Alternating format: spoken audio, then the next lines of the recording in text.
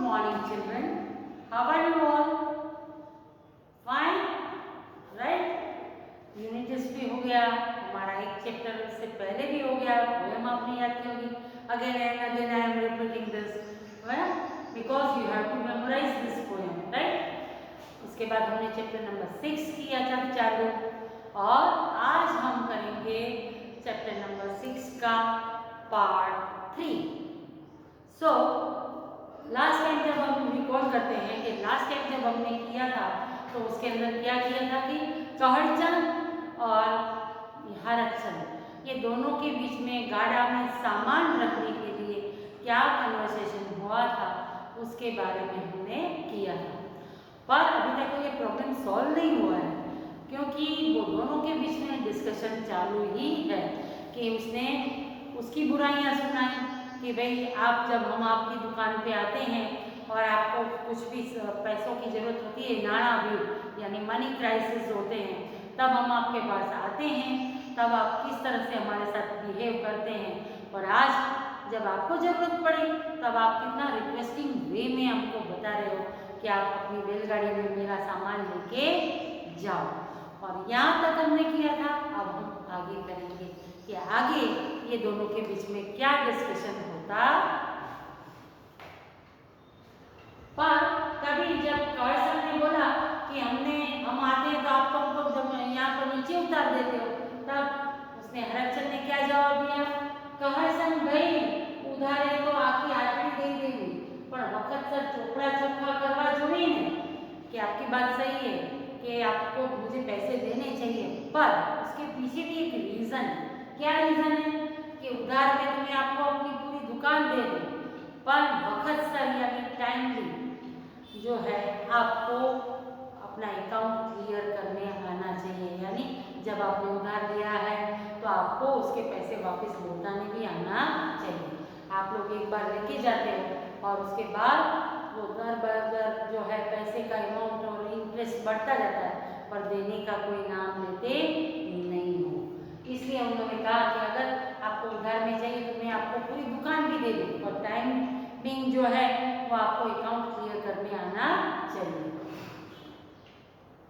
और जब 3 वर्ष लगी, हरकचंद ने अपनी बात बताई कि जब 3 वर्ष का मतलब वर्ष, ईयर्स, आफ्टर 3 years भी आप नाणा यानी पैसे नहीं भरते हो, और फिर जब मैं उगरानी तो पता है ना कि किस तरह से वहाँ पर वसूली पे वो जाते हैं कि भाई 3 साल से आपने पैसे उधार लिए हैं पर आप अभी तक देने आए नहीं हो, तब आंखों का हालतों से.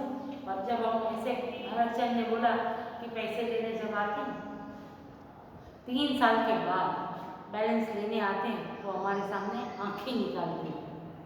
ईम हाल से, ईम यानी ऐसा चलता है.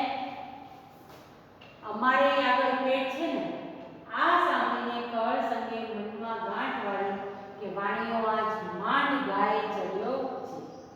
और उसने कहा कि हमारा भी आगे परिवार चलता है, हमारे आगे पेट है ना, यानी हमको भी ये हमारी रोजी रोटी है. हरकचंद ने कहा हमारा भी परिवार यही काम से चलता है, तो फिर हमको भी तो पैसे चाहिए ना. 3 साल तक आप लोग पैसे नहीं देते हो और फिर बाद में हमारे सामने आंखें निकालते हो कि क्यों पैसे मांगने आए. तो हमको भी तो हमारा घर चलाना है ना, हमारे यहाँ पेट है ना, यानी हमारे यहाँ भी खाने वाले लोग हैं ना, तो हम कैसे करें. तब आ सामने कहड़चंद को लगा कि आज ये भी मानने वालों में से नहीं है. એટલે મનમાં ગાંઠવાળી એટલે મનમાં નિશ્ચય કરી લીધો, મનમાં નિયમ કરી લીધો, સંકલ્પ કરી લીધો કે વાણીઓ આજ માંડ ગાયે ચડ્યો છે. गाय चढ़ो से यानी कि आज बड़ी मुश्किल से बनिया हाथ में आया है, आज तो मैं उसको छोड़ूंगा नहीं.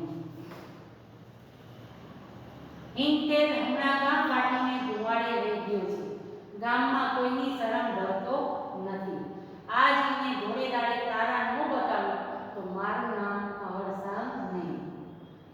और उसने कहा कि हरकचंद आजकल कुछ ज़्यादा ही अपना पावर, अपना रौफ दिखा रहा है, कुछ ज़्यादा ही उसके अंदर बोलते हैं चर्बी चढ़ गई है, बोलते हैं इस तरह से उसमें भी ज़्यादा पावर आ गया है, एरोगेंट टाइप का हो गया है। लेकिन आज फाटी ने धुआड़े गयो से, यानी कि जिस तरह से धुआं ऊपर ऊपर उठता है वैसे भी वो भी आसमान में जैसे उड़ने लगा है।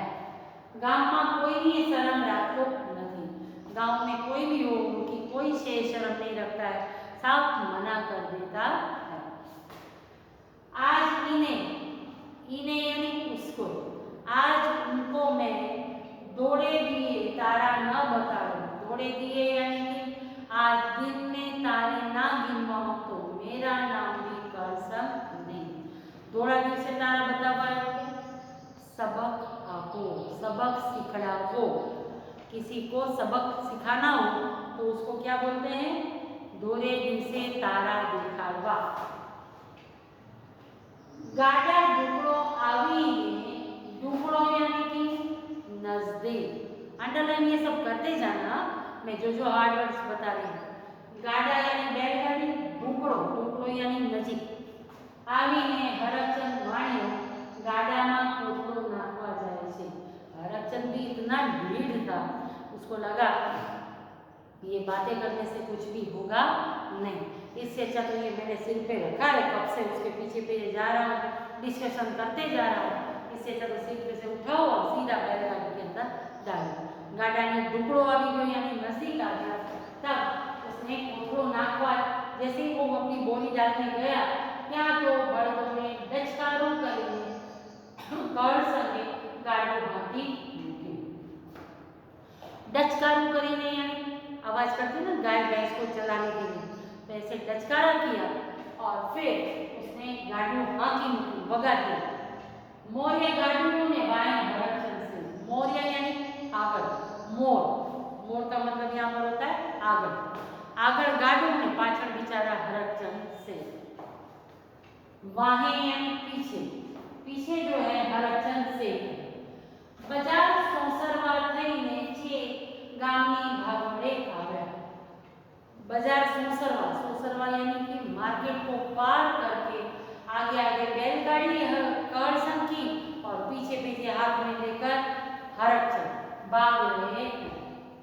गामनी भागोड़े आव्या, भागोड़ का मतलब गांव की सीमा, गांव की हद आव्या। सेठिए राड पाड़ी, अब बेचारे से दौड़ा नहीं जा रहा था इतना वजन लेकर, इसलिए उसने राड पाड़ी यानी कि चिल्लाए। एक करसन भाई घड़ीवार बળદો ने ताणीने झालो ने माथे अभिमान भार से तो जो कि फिर भी वो इतना पोलाइटली बढ़िया था, स्मार्ट था, इसीलिए गुस्सा तो आ रहा था उसको, लेकिन फिर भी वो बहुत ही पोलाइटली उसको बोला कि एक करसन भाई मेरे सिर पे 2.5 मण जितना यानी 40 किलो से ज़्यादा जो है वेट है, आप थोड़ी देर अपने बैलों को ताड़ीने झालो नहीं यानी पकड़ के रखो ना उसको, ताकि वो रुक जाए और भागे नहीं। आप अति बेमण भार से तो जो ये तो देखो मेरे सिर पे कितना भार है।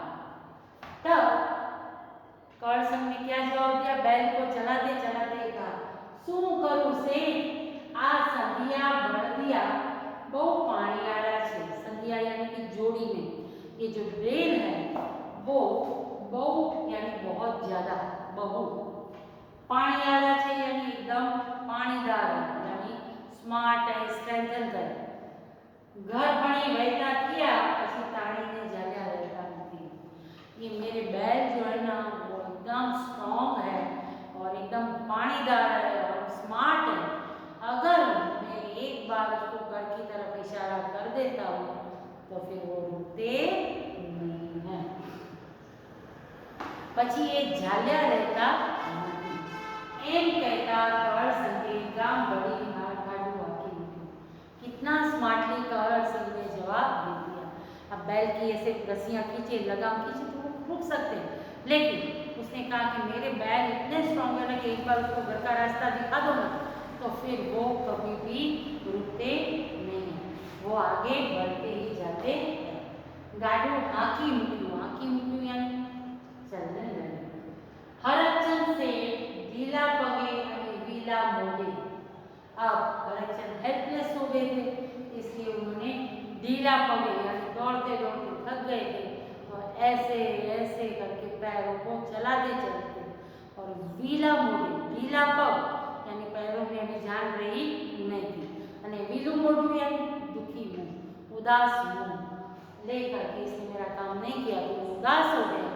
और वीला मोढ़े करामती, करामती यानी स्मार्ट, कहर संगना गाड़ाने जतुं जोई रह्या, कहर संग और उसकी बैलगाड़ी को जाते देख रहे, जैसे खुद बहुत ही हेल्पलेस थे। બળદ પ્રાણી ઝાલ્યા રહેતા નથી, ઈ વેણ ચતુર વાણિયાના મનમાં ક્યાંય સુધી ઘૂમરીઓ નહીં રહ્યા।